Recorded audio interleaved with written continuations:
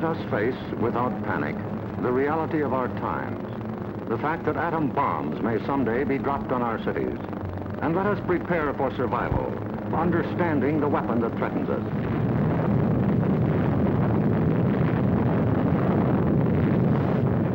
An atom bomb destroys or injures in three ways: by blast, heat, and radioactivity. The blast of an atom bomb is its most important destructive agent. In Japan, whole buildings were flattened by its force. However, many buildings of sturdy construction, even though close to the explosion, remain standing. The principal dangers of blast are flying glass and debris, the fires it may start, and the danger of being crushed in collapsing buildings. The atom bomb destroys by heat. People caught in the open as far as 2 miles away suffered flash burns. Yet, protection could have been easily achieved. Here, a bridge post and rail shielded the surface behind it. Any solid material afforded similar protection. The third weapon of the bomb is radioactivity, thrown off at the instant of explosion. However, the majority of people exposed to radiation recovered completely, including a large percentage of those who suffered serious radiation sickness. Today, they lead normal lives. They bear children. Their children are normal. These, then, are the weapons of the atom bomb that we must protect against: blast, heat, and radioactivity. Our cities are prime targets for atomic attack, but mass evacuation would be disastrous. An enemy would like nothing better than to have us leave our cities empty and unproductive. If an emergency should come, our factories will be battle stations. Production must go on if we are to win. Our offices and homes will also be posts of duty, not to be deserted. With the knowledge of the first atomic explosions to guide us, our chances for survival will be far better than those of the people of Hiroshima and Nagasaki, if we act on our knowledge and are prepared. The first job is to look over your own home for shelter possibilities. If you live in a private home that is well built, the cellar is the safest place to be. The lower you get, the more barriers there are likely to be against blast, heat, and radioactivity. Select the basement wall nearest the probable target area of your city. If the house is blown over, it will most likely fall away from this wall. If you have a workbench or strong table big enough to get under, move it into your shelter area near a wall or strong supporting column. If the time comes when you actually have to take shelter, lie under the table.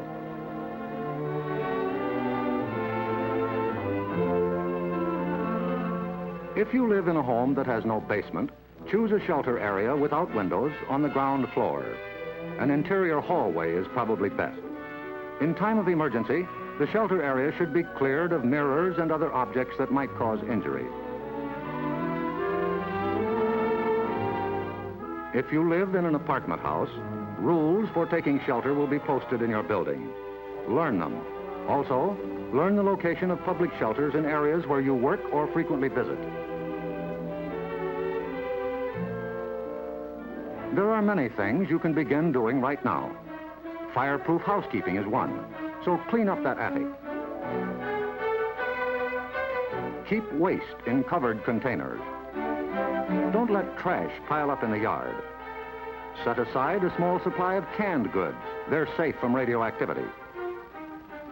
Have a good flashlight on hand. Electric lights may go out. Keep a first aid kit and learn how to stop bleeding. Make a habit of keeping a bottle of fresh water handy. A radio will be important for receiving vital instructions. Finally, prepare the shelter area and collect all necessary shelter equipment.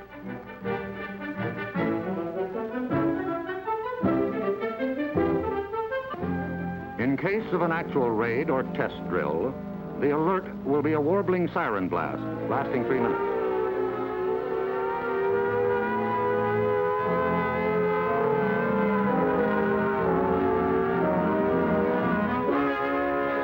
Once you hear this, act fast.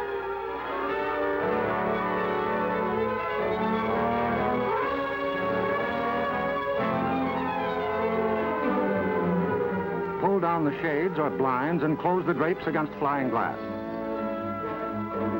Turn off the burners of your gas or electric stove. Disconnect any heating elements, such as electric irons, hot plates, or bathroom heaters.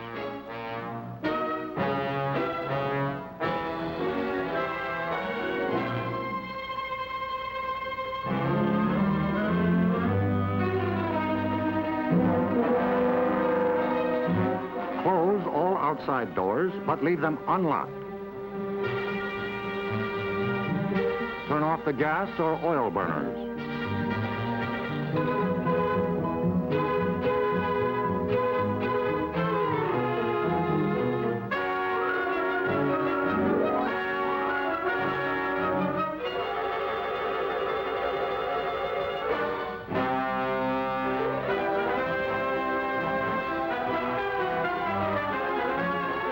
Taking shelter may be a race against time, even when you have some advance warning.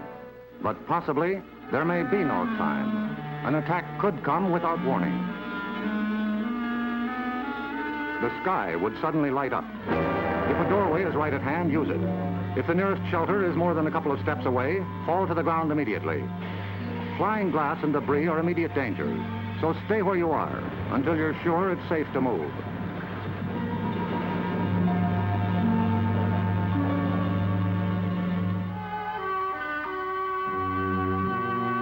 If you are at home when a surprise attack occurs, crawl beneath a table if it is very near, or drop to the floor with your back to the window.